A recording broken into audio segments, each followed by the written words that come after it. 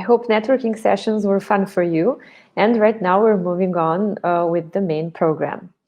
Recognized as a thought leader in talent experience and employee engagement, Dave Hazlehurst is a living legend in this landscape. On stage, Dave has his audience in the palm of his hand. His conversational style and cheeky, fun approach helps those that are listening to realize the problems they didn't know they were facing, and crucially, how to solve them. He gets everyone thinking and is a passionate believer that the more digital the world of employer branding becomes, the more human we must be. Data tells you what, people tell you why is Dave's mantra, and it's a philosophy we use to great effect with clients around the world. Welcome aboard, Dave. Hello. Looking forward to your presentation, as we are expecting to have a lot of questions from the audience. Let's see if the audience feels like he's in the palm of your hand. So go for it. Oh God, I'm not a living legend. That's for certain. I'm definitely not a living legend. But thank you very much. Nice to see you all. Unfortunately, obviously, we can't be together in person, which is a shame. But you never know. The vaccine is on its way, so that's great news. So we've just got to dig in and get through the next couple of months, hopefully. So just share my screen. Hopefully you can see all of that fine now. Thanks for that nice intro there. So I've got like sort of 25 minutes, 30 minutes to go through this. And obviously the world has just turned upside down the last 6 to 8 months. Even Marty in Back to the Future said, just don't go to 2020 because you just don't know what to do. We've been wearing masks. And who'd have thought we'd have had so much fun being in isolation with all our families? But, joking aside, it's been tough times. And there has also been a lot of changes in the world in terms of how we think about employer brand, in terms of what talent thinks. There's been strategic shifts. And so the COVID word has been driving so much behavior, both from a company perspective, an employee's perspective, and a candidate perspective. You will definitely be measured or considered about how have you treated people as an organization. So, and it's not just the consumer, it's the employees and the communities that you operate in, both locally and even at global level. And consumers and consumer marketing and branding and employer branding is definitely, we're seeing it more and more influencing people's perceptions of you as a brand and how you treated people. Candidates' behavior, their mindsets are shifting, their values are changing, some of their beliefs are changing. Are your companies changing with them? And also candidates are thinking much more about safety. They're being more considered before they change. And and how do you keep them connected and create that sense of belonging if they are joining your organization or if they are indeed already with you? We're also going domestically digital. I don't know about you, but I've been in these 4 walls for kind of 8 weeks working away, 8 months. But it's not just work, is it? We've got families, there's homeschooling for parents, there are partners and wives, husbands, they're working from home. You're almost like cognitive overload, you don't switch off. And businesses have gone through strategic shifts.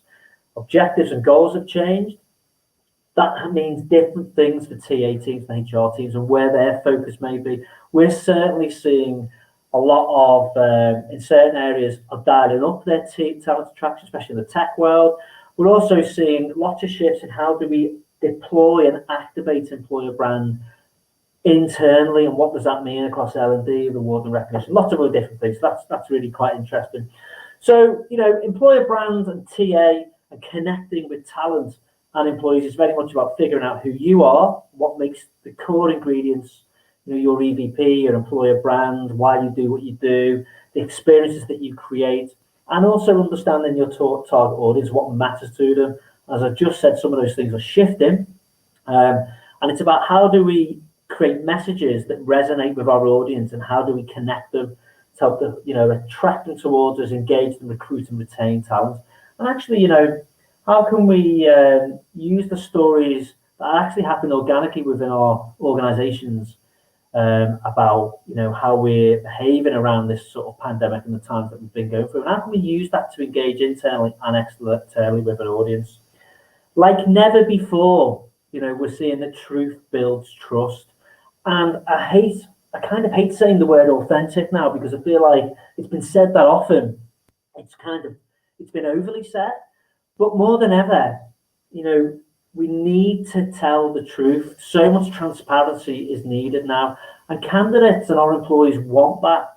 And we're seeing the ones that are starting to show a bit more vulnerability.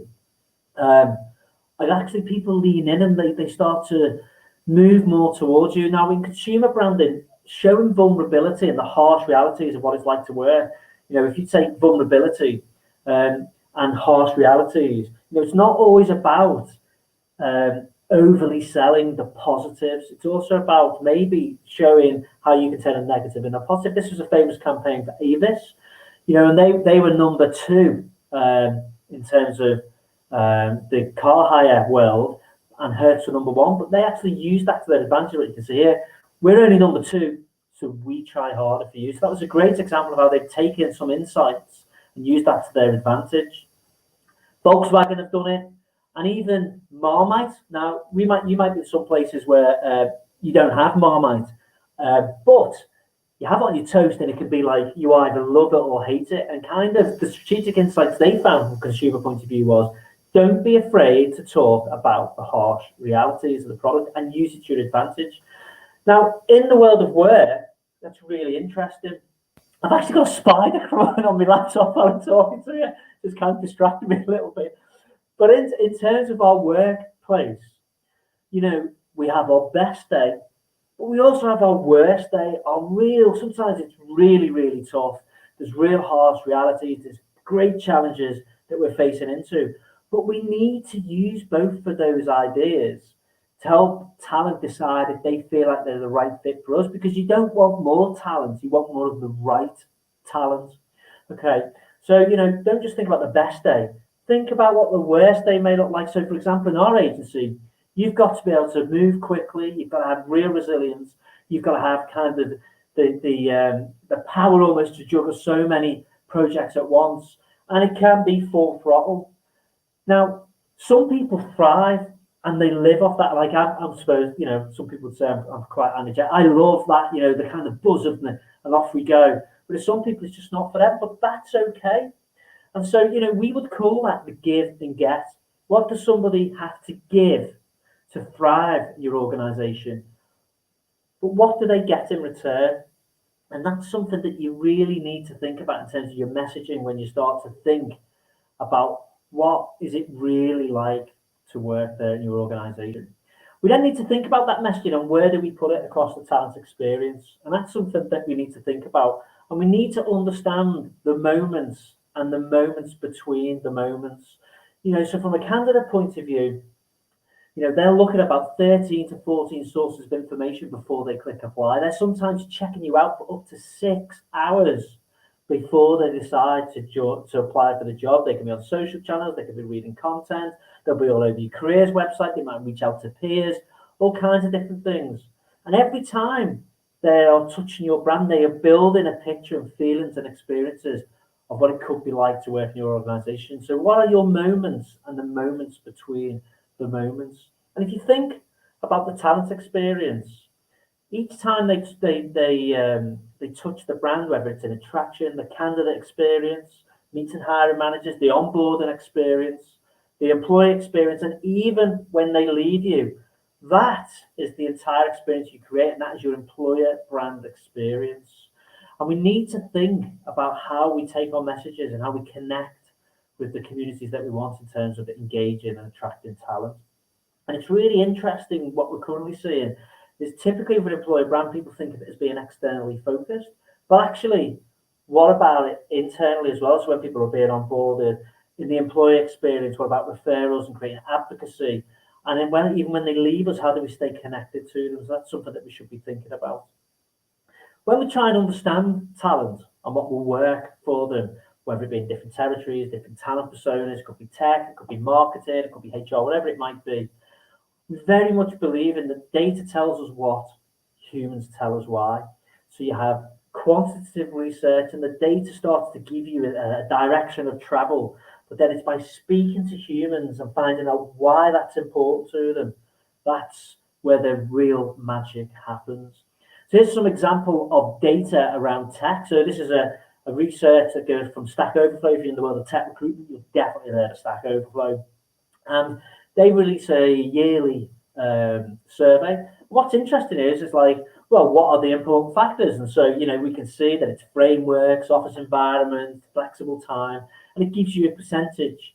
But what's interesting is, why are those things important to those people?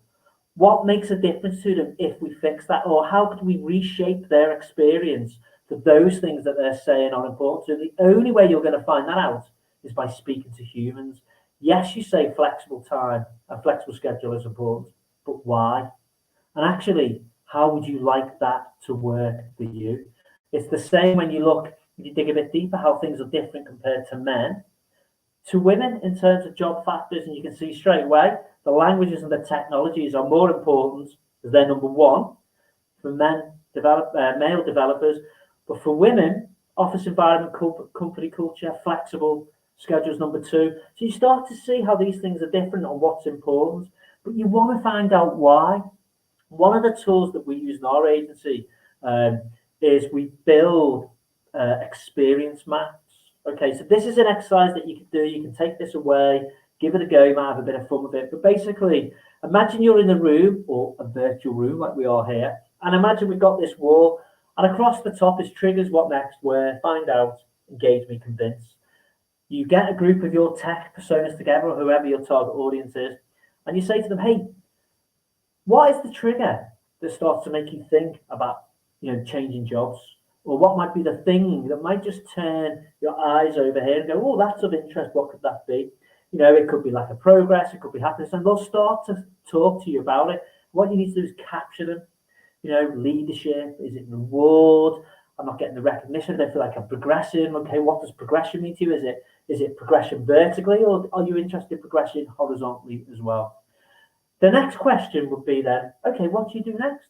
So these triggers have happened. Where do you go next? What do you do? Well, I think about the CV. I look at the LinkedIn profile. I start to reach out to my peers in my network in similar companies, or I go and find out what might be on offer out there, research the market, etc. We start to understand their behaviour. Then we say, well, where do you go? Well, I might go and check out a company's career sites. We're seeing more and more people talking about going to YouTube, which is interesting. I'll go and do Google searches about the company. I'll look for the teams that I could be working for. YouTube. We've actually had quite a few people say over the last year, I go to YouTube and I look for real employees, so not the marketing sort of content, but real employees saying, what's it really like to work at the likes of Google? And they actually create playlists in YouTube, which is really interesting. Once you've done that, you go, well, what are you trying to find out? Well, I want to know about culture. I want to know about the office. I want to know, will it be better? Is there a team like me there? What are the challenges? What are the opportunities for progression, etc., etc. Then you say, how could we engage you with that information? What are the content formats? Is it video, podcast? Do you want to be able to speak to them? Do you want live Q&As with the teams? And then we say, well, how could we convince you? And you can start to see some of the things that matter to them. And these are just examples. But what we're doing is we're using design thinking to build the experience. And inside of there are human insights that are going to give you lots of ideas and creativity to help you stand out, but also connect and engage with talent. The other thing that we're seeing is there are shifts where we need to build our own communities of talent. And in a community, we go to give, not to get. Okay, that's really important. Build a community of value to your audience first, and success will come second, and you will make friends before you need them. And it's really important, because what we're seeing is, if you look at channel strategy where you can advertise and content strategies and stuff like this, the paid media, programmatics, the cost of that is only going to go up. And actually certain parts of talent start to screen it out. So having a real thought through strategy to build your own community across the talent experience and how you nurture that Now, you make friends for today and tomorrow is becoming more and more important. And Monzo do this brilliantly. They have meetups all the time. They've gone digital with these meetups, and they engage their own tech community in terms of employees, and they get them to invite tech community to help talk about and solve tech challenges to create the bank and the service that people have always wanted. Go and check out what they do. I'm not going to go on too much about it at the moment, but it's really smart. And they built a database of about 16,000 tech talent people basically in a Slack channel, which is interesting again because we know tech talent likes Slack as a channel to operate in. Then we need to go from storytelling to story doing. Everyone's been talking about storytelling, but now we need to show them doing it. And think about Netflix now. I don't know, but if you're like me, you've probably been watching a hell of a lot of Netflix. And I can't even remember the shows. I'm watching Queen's Gambit, by the way, at the moment. If you haven't seen Queen's Gambit, check it out. It's really cool. But if you think about it, it's episodic content. It's the power of story building and story doing, and we're seeing the characters and what happens. If you think about some of the entertainment in there, that's really factual entertainment, sort of documentary style factual entertainment, is really sticky. And we have the powers to create incredibly engaging content like that in a smart way. So if you were Netflix, what channel would you be? And what are the stories that you would tell and the episodes that build upon that story? And we have a real opportunity here to think inside out. How can we use the time of now, what we've been through, to take content from the inside, engage our employees, and help people stay connected, even though we're in remote working mode, but then take that content and story build and show the heroes of your organization externally to help you attract more talent in. An example of that would be, this is a digital persona. So this is Anna, she's 28 years old, she's digital marketing. She works at a company, a digital online retailer into fashion. She loves it there, she's doing all the marketing. But if we take her journey and think about episode 1, so this is her doing what she loves. It's important to this company that they help their employees do what they love, both inside and outside of work. And she can go to fashion shows. So at the time pre-COVID, she went to Milan, she documented it, and this was all episode 1, doing what she loves with this company and then helping her, allow her to embrace fashion. Episode 2 was her journey so far. How is she progressing? How is she developing? This is Anna doing her first big meeting, kickoff meeting, where she's driving a product into the retailer, and she's showing how she's growing. Episode 2. Episode 3 is where she meets the boss, or meets the lead, as they call it. This is her interviewing the lead about what it's really like to work at this organization. It's not a sort of staged interview. It's much more fun. It's much more engaging. It's much more real. And what we've done is we've also put this into a brochure that actually has what we call Layer app, and you can put your phone over it and it plays the video. It's going to be great for creative outreach. Episode 4 is behind the scenes. Anna behind the scenes preparing the photo shoot for this new fashion product. Again, we're getting to know Anna more. We're seeing how she's doing, how she's developing. But actually, you're seeing people more behind the product on the inside of this organization. And episode 5, I think it's episode 5 or 6, can't remember. She's going to do a live broadcast. So you're going to be able to meet Anna because she started to build some people who are interested in her and talent that looks like her from the external point of view. And you can come and have a live Q&A with Anna to see what it's really like at this organization. Story doing and helping us build a community. Here's an example of something that we did. So during COVID, we use Facebook Workplace as internal comms, and clearly, as an agency, like we're here across EMEA and over in America, and we were like, okay, what are we going to do to stay connected? How are we going to create a sense of belonging? And this is where internal comms has become massively important, and they're working very closely with employer brand. And what you can see here, this is Paul Mason, one of our guys, and he just started doing off his own bat, very organically. He created this thing called Meet the PH Family, and he started doing like a 20-minute interview with everybody in the team, 1 or 2 a week, and publish it in Facebook Workplace. And it went amazing. It was like we were meeting the cats and the dogs and the kids.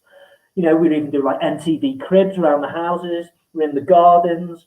But it was brilliant. It was just literally like, like a chat show. And it's actually become part of our onboarding process. When somebody joins within the first week, they're on Meet the PH family, and it's really helped us stay connected. We did a PH has Got Talent, and it was incredible to see some of the talents that the team have. We're going to do PH has Got Talent 2 for Christmas, so that's going to be fun. We've got a Spotify monthly playlist that everyone talks about their music and their passion for that, and we produced that, and we then put that out. And we've even got Lizzie doing tarot card readings. And this has all happened organically. We didn't set any rules in place, but the team have really connected. But it's content that we can use externally, going from the inside out. And then finally, something that we're really passionate about is getting storytelling and story doing into the power of a job description. We've built a tool called the jobpagegrader.com. You can see it on there, and it will measure the performance, the engagement, the conversions, and the visibility, the potential visibility from an SEO point of view of that page. But what we do with it and the guidance, one of the things that we do is we rewrite the job descriptions using a Hollywood formula, storytelling formula. And what you can see is a piece of work that we did for Visa. And we rewrote them by interviewing cybersecurity people.